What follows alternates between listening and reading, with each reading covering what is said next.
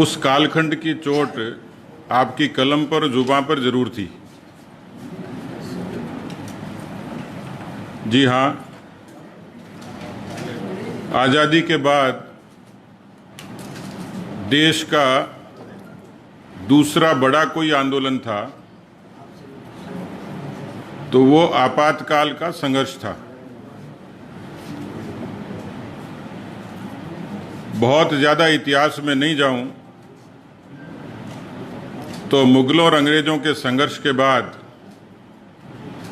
जो जंगे आज़ादी मिली उसमें देश के बहुत से नाम और अनाम लोगों ने संघर्ष किया, शहादत दी। देश आज़ाद हुआ, फिर देश का विभाजन भी हुआ। उस पृष्ठभूमि में भी नहीं जाऊंगा कि विभाजन किन शर्तों पर हुआ और विभाजन की त्रासदी आज तक भी हिंदुस्तान कैसे सहन करता है। लेकिन देश को खुशी हुई, लोकतंत्र की स्थापना हुई, पर देश का दुर्भाग्य था कि उस समय की भोली भाली जनता के बीच में ये मिथक प्रचारित हुआ कि देश को आज़ादी कांग्रेस ने दिलाई, देश पर राज करने का, सत्ता करने का हक कांग्रेस पार्टी का, और कांग्रेस पार्टी में ही एक वंश और खानदान का है। और उसी पारिवारिक विरासत की पृष्ठभूमि में नेहरू जी से चलते चलते इंदिरा जी तक आ गई। इंदिरा गांधी जी के व्यक्तित्व और उनके काम के बारे में इतिहास में बहुत कुछ लिखा गया और पढ़ा गया। मैं उन बातों पर भी नहीं जाऊंगा। आज उसी आपातकाल को 46 बरस हो गए और भारतीय जनता पार्टी इसको प्रतिवर्ष आपातकाल के काले दिवस के रूप में मनाती है। कोरोना का कालखंड है, इसलिए स्वाभाविक रूप से संख्यात्मक रूप से कार्यक्रम तो नहीं है, लेकिन इस समय ट्विटर पर एक हैशटैग नेशनल ट्रेंड कर रहा है।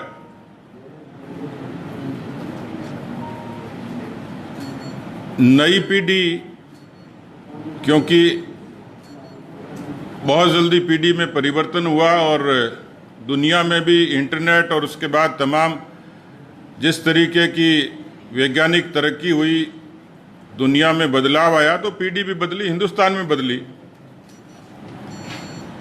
और ये चर्चा अक्सर चलती है कि हिंदुस्तान की नई पीढ़ी को इतिहास के बारे में किस तरीके से बताया जाए, अवगत कराया जाए, ये बहस चलती रही। उसी पाठ्यक्रमों से, पाठ्य पुस्तकों से छेड़छाड़ होती रही। आज भी देश में इस बात की चर्चा होती है कि देश के उस इतिहास को प्रमाणिक रूप से प्रस्तुत नहीं किया गया, पढ़ाया नहीं गया। लेकिन क्योंकि वो ऐसी विकट घड़ी थी जिसपे सीधे सीधे लोकतंत्र पर चोट हुई, जिसके लिए हम सब लोग प्रतिबद्ध हैं। आज़ादी की खुली सांस हवा किसको अच्छी नहीं लगती, लेकिन उसी आपातकाल की उस ऐतिहासिक बातों को नई पीढ़ी संज्ञान में जरूर ले। वो किस विचार के साथ आगे जाए, कैसे पढ़े, किसके साथ जुड़े, दिगर बात है। लेकिन भारत के इतिहास की जो गलतियां हुई, मैंने विभाजन का जिक्र किया, विभाजन के बाद की, आज़ादी के बाद का दूसरा बड़ा आंदोलन, और इसी तरीके से इतिहास की दूसरी बड़ी गलती आपातकाल। और इसी सिलसिले में जिस हैशटैग का जिक्र किया और इस बात को आप लोगों के माध्यम से जनता के बीच में प्रमाणिक तरीके से पहुंचाई जाए, तो पूरे देश भर में पत्रकार वार्ताओं के आयोजन के जरिए पार्टी अपना पक्ष रखे। क्योंकि आपातकाल के उस संघर्ष में भारतीय जनता पार्टी का पूर्ववर्ती संगठन जनसंघ ये बड़ा घटक और बड़ा कारक था। मित्रों, 1971-72 इंदिरा गांधी बहुमत के साथ सत्ता में आई। बहुत सारी इतिहास की पुस्तकों में इस बात का उल्लेख है और ये बात केवल आलोचनाओं तक सीमित नहीं है, इसके प्रमाणिक तथ्य हैं। उस समय की इंदिरा गांधी की प्रधानमंत्री कार्यालय में संयुक्त सचिव हुआ करते थे बिशन नारायण, उन्होंने भी एक पुस्तक लिखी है आपातकाल एक डायरी करके, और बहुत सारे मैं देख रहा था रेफरेंस में कि सैकड़ों से भी ज़्यादा पुस्तकें अलग अलग रेफरेंसेज में, लेकिन जो लबोलुआब था उसका जो संदर्भ का एक कंक्लूजन था वो स्पष्ट रूप से इंडिकेट कर रहा था, जिसका मैंने जिक्र किया।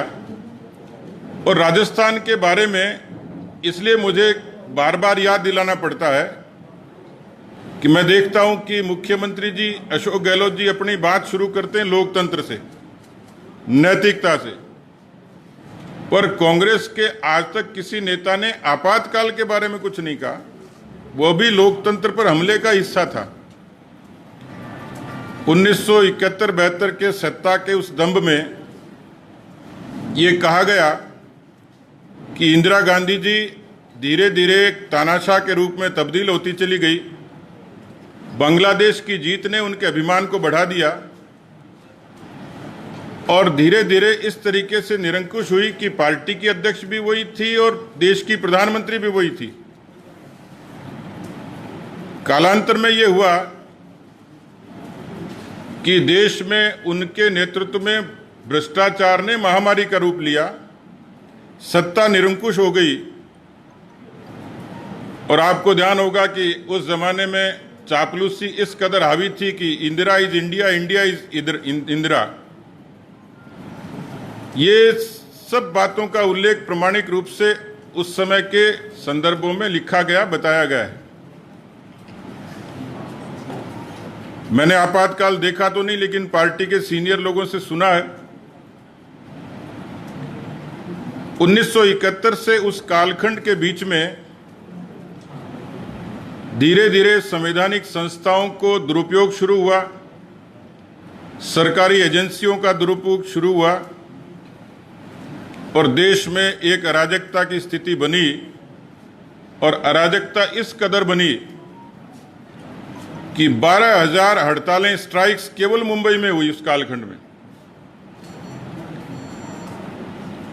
उसी कालखंड में 74 में गुजरात में अहमदाबाद और मोरवी में इंजीनियरिंग कॉलेज के छात्रों की मेस की बढ़ोतरी हुई फीस की, तो गुजरात के उन विद्यार्थियों के आंदोलन की परिणति इस रूप में हुई कि उस समय के गुजरात के मुख्यमंत्री चिमन भाई पटेल को छात्रों के आंदोलन के सामने विवश होकर इस्तीफा देना पड़ा।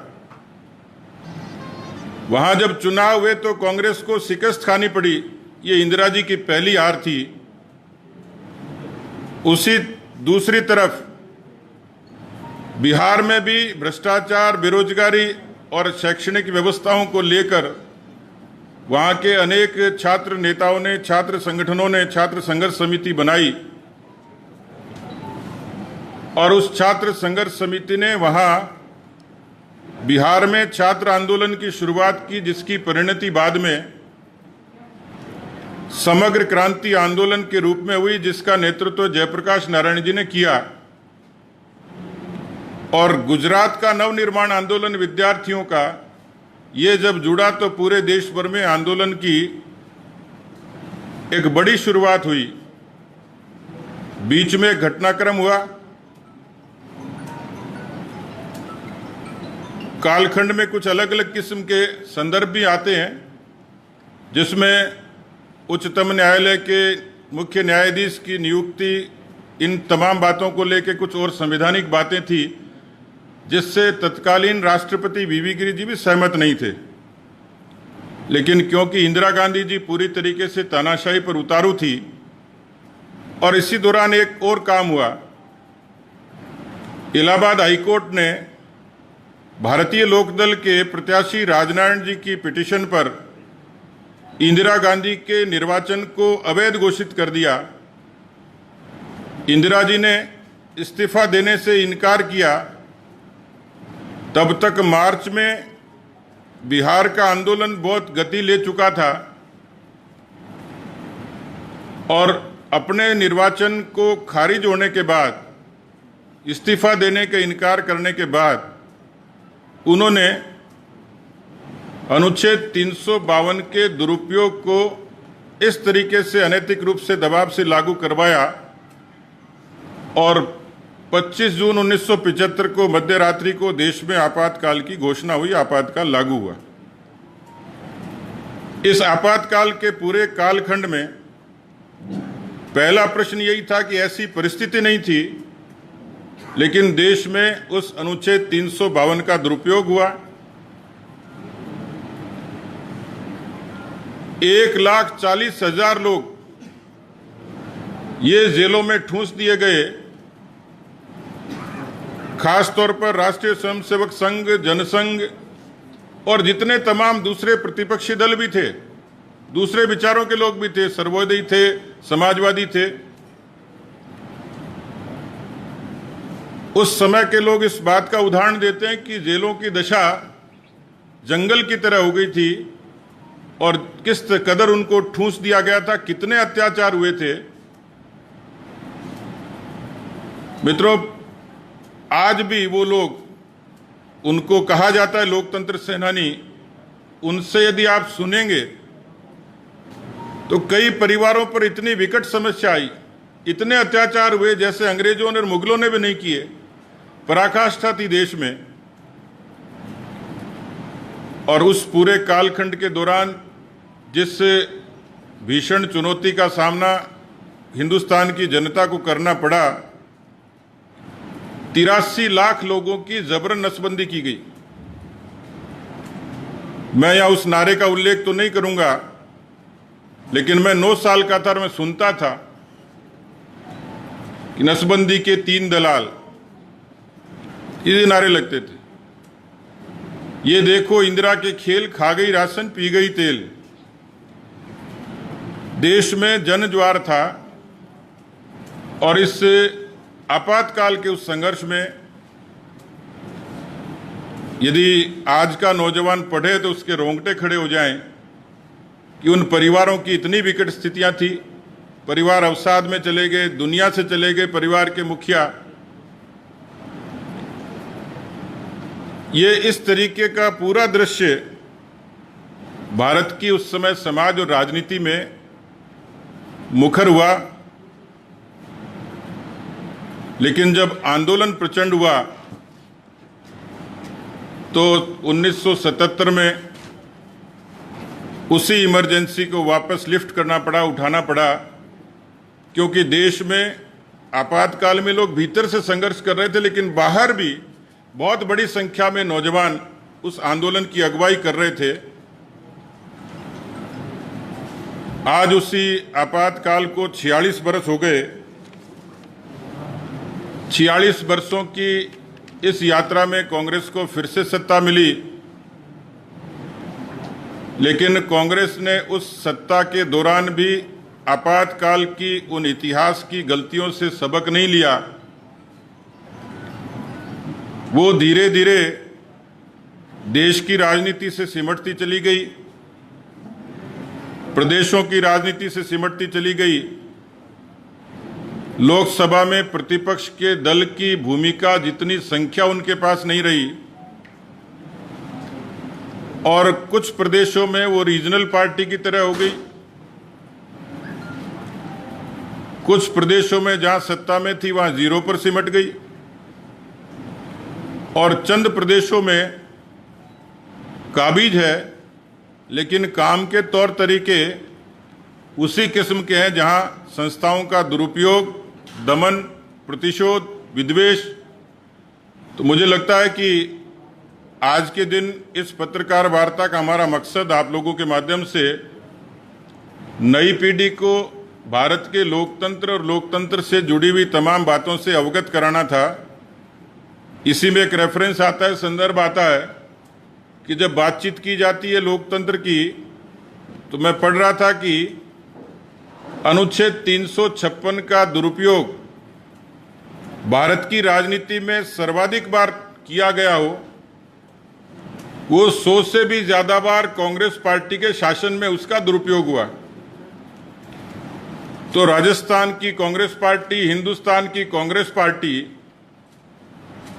इस पाप से और इस जुल्म से, इस जुर्म से, इस आरोप से इस देश की राजनीति में जब तक अस्तित्व में रहेगी तब तक कभी भी उससे बच नहीं पाएगी। और इसलिए हम लोगों ने एक मर्यादित तरीके से जन जागरण के उद्देश्य से आज ये सभी पत्रकार वार्ताएं प्रदेश के और देश के हिस्सों में आयोजित हो रही हैं। सोशल मीडिया के जरिए भी हम इसको पहुंचाने की कोशिश कर रहे हैं ताकि नई पीढ़ी आधुनिक भारत के इस इतिहास को ठीक तरीके से समझ पाए, सीख पाए, सुन पाए। बहुत बहुत धन्यवाद।